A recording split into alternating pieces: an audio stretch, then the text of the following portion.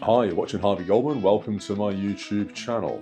And today we have this, a Jackson SLATTXMG3-7. And they really are challenging Ibanez for their naming.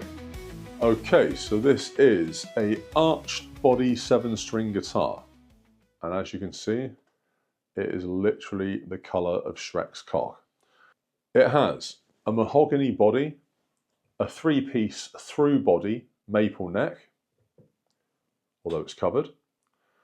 You can see there Jackson own branded tuners. The maple neck is graphite reinforced and it does have EMG 707 pickups, and these babies do pack a punch. It has a rosewood fingerboard and those are Piranha Perloid inlays. And it has a 26.5-inch scale length, and that is a Tone Pro bridge. And then you've got the standard volume, tone, and 3-way pickup selector there. Beautiful. Now, 7 strings have come into the foray really ever since Steve Vai did the Passion and Warfare album back in the 90s. Then you had bands like, I guess, Korn, Slipknot, Meshuggah, and so on. And now they've really just become a mainstay of the sort of archetypal metal band. There aren't many metal bands out there, I guess, that don't use extended tuning guitars or indeed baritones or 7 strings to get those low chuggy riffs. I've had a few different 7 strings, namely those by Ibanez, and also I was the owner of a Harley Benton at one point. And it has to be said that the Ibanez knocked the spots off the Harley Benton by some margin. So I guess the main question that most people would ask with a 7-string is, what do you tune that lower string to? You can obviously tune it to F sharp, you could tune it to B, you could have a low A, so effectively you're playing drop D tuning but kind of down a string. There are loads of different options. It really does expand the possibilities when it comes to playing a guitar. It does also complicate the possibilities. You do really have to rethink most of your chord voicings unless you're going to tune the bottom string accordingly. For most people playing a 7-string, they're not going to be playing campfire chords, open chords, cowboy chords, whatever you want to call them. That's not really what they're made for. You can, obviously, but they work best when they're chugged. So, without further ado, let's get into some clean. A pointless exercise because nobody cares about clean tone on a 7-string, but we're going to do it anyway. So let's find out.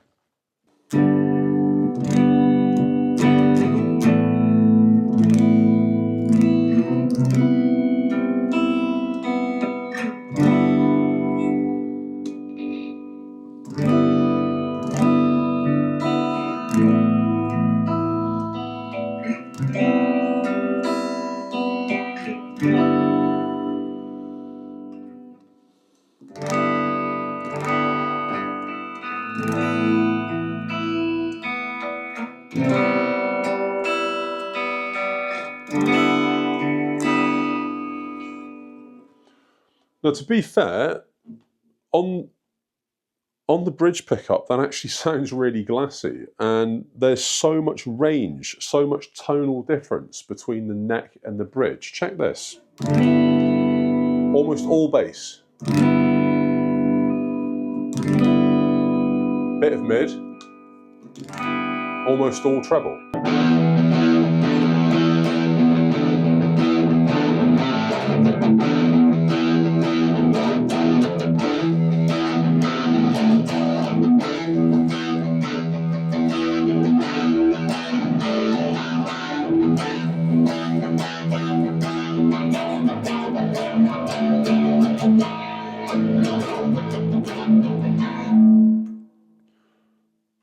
I mean, that sounded really muddy, to be fair.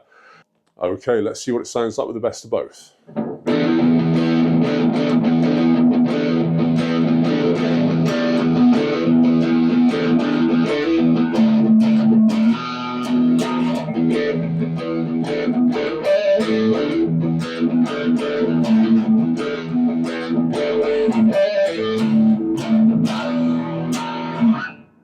Still sounds quite muddy. I mean, in regards to the distortion pedal that's being used, it's basically the equivalent of a DS1. So pretty standard fare as far as distortion pedals go. So let's see what it sounds like now on the bridge pickup.